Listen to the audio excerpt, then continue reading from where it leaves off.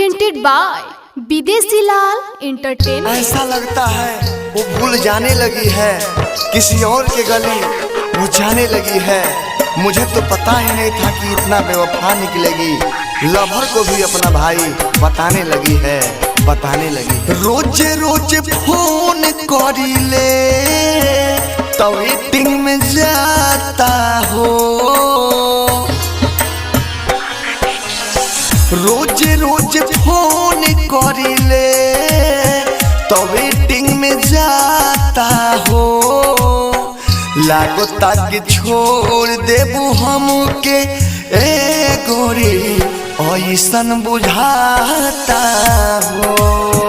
लागता कि छोड़ देबू हमके ए गोरी, ऐसन बुझाता हो। Balaji recording studio Jadav presented by Videshi Lal entertainment.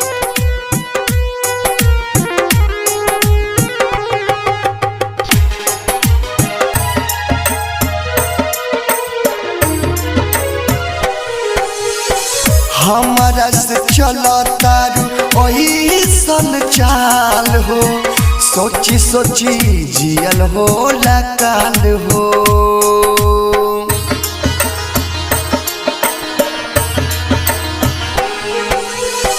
हमारा से चलता ऐसन चाल हो, सोची सोची जियल हो काल हो। दूसरा से बात करेलू चलल बाबे पता हो, दूसरा से बात करेलू चलल बाबे पता हो।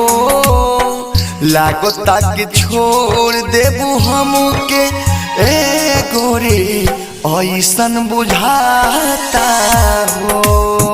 लागता कि छोड़ देबू हमके ए गोरी, ऐसन बुझाता हो। Balaji recording studio Jadav presented by Videshi Lal entertainment.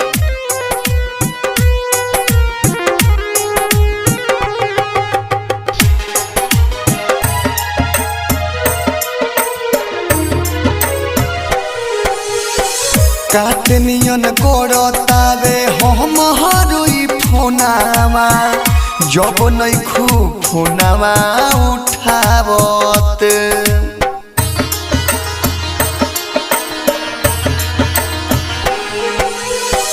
काटनियन गोरतावे हम हरुई फोनावा, जब नहीं खूब फोनावा उठावत।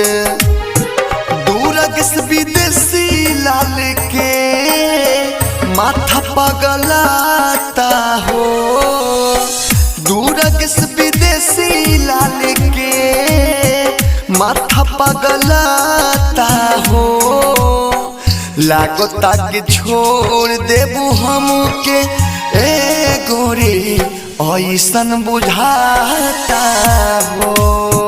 लागता कि छोड़ देबू हमके ए गोरी, ऐसन बुझाता हो।